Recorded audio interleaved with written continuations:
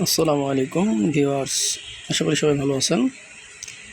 আজকে আলোচনা করব ষান্মাসিক সামষ্টিক মূল্যায়ন 2024-এর ষষ্ঠ শ্রেণীর ইংরেজি নিয়ে। এখন আমরা জানি যে আগের দিন রাত্রি প্রশ্ন ফাঁস হয়, আসলে সেটা আর হবে না, সেটা বন্ধ হয়ে গেছে, কারণ এটার ব্যাপারে পদক্ষেপ নেওয়া হয়েছে। আসলে যদিও এটা প্রশ্ন না, এটা একটা মূল্যায়ন, কিন্তু আগামীকালকে যা আর থেকে ইংরাজি বিষয়গুলোর মধ্যে থাকবে সেই বিষয় নিয়ে আজকে আলোচনার বিষয়। আমি 10টা টপিককে নির্বাচন করেছি, এই 10টা থেকেই কালকে থাকবে 100%, আমি আশাবাদী ইনশাল্লাহ। এজন্য এক একটা বিষয়ের আলোচনা আপনারা যদি এর সাথে থাকেন তাহলে আগামীকালকের হয়তো বা আর কোনো সমস্যা হবে না। নাম্বার হচ্ছে নাউন অ্যান্ড প্রোনাউন। তো এই নাউন আর প্রোনাউনের মধ্যে কীভাবে আসবে সেটাই আজকে আলোচনা করব। নাউন নাউন কোনো কিছুর নাম কি নাউন বলে, এটা আপনারা জানেন। তো এই নাউনকে আবার 3 দিক থেকে আসতে পারে, নাউন এবং প্রোনাউন দুইটাই। নাউনের পরিবর্তে যা বসে তাই প্রোনাউন। তো এখন একটা প্যারা দেওয়া থাকতে পারে এবং প্যারা থেকে বলতে পারে তোমরা নাউনগুলোকে বক্সের মধ্যে উঠাও এবং নাউনগুলোর প্রোনাউন লিখো। এটা একটা পদ্ধতি। এর জন্য আপনার প্যাসেজের মধ্যে আগেও দেখছেন। তো ওইটার মধ্যে যে নাউনগুলো আছে, যে নামগুলো আছে, সেগুলো লিখবেন এবং লেখার পরে রেগুলার প্রোনাউন লিখে দেবেন। আর দ্বিতীয় একটা হতে পারে যে নাউন এবং প্রোনাউনের নিচে আন্ডারলাইন করো, এটা হতে পারে। আর তৃতীয় আরেকটা হতে পারে যে নাউন দেওয়া থাকবে, এই নাউনগুলোর প্রোনাউন লিখো, এইভাবে আসতে পারে। তো এই জন্য এইগুলো যদি আপনি একটু দেখে নেন, আমরা আগের ভিডিওর মধ্যে দেখিয়েছি।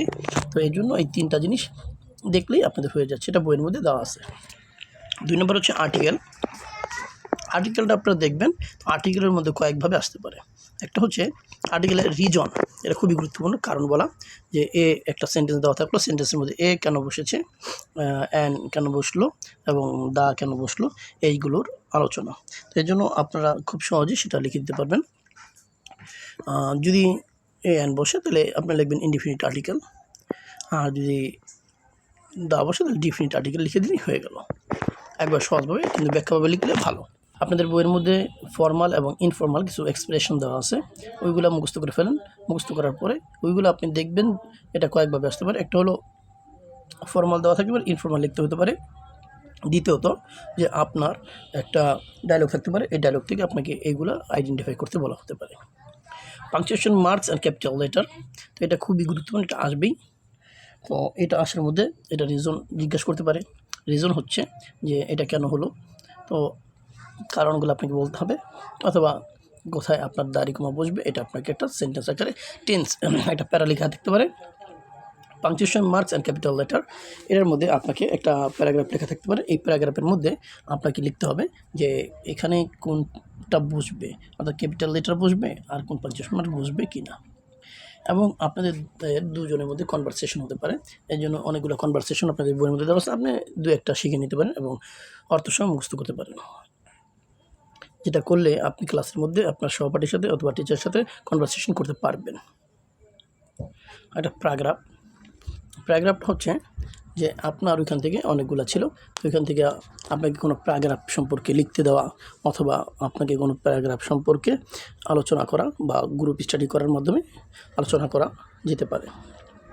যেরকম কয়েকটা গুরুত্বপূর্ণ প্যারাগ্রাফ হচ্ছে যে মাই ফ্যামিলি, এটা খুবই গুরুত্বপূর্ণ,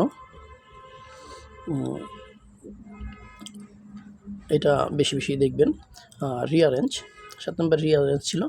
এই রিঅ্যারেঞ্জটা হচ্ছে এই কিছু ক্যাপিটাল লেটার এবং পাংচুয়েশন মার্কের মধ্যেই শব্দগুলো আলাদা ছিল, আপনি সাজিয়ে এটা লিখা, শেষে ফুল স্টপ বসবে না, কমা বসবে না, প্রশ্নবোধক চিহ্ন বসবে না, কি বসবে সেটা লিখতে হবে।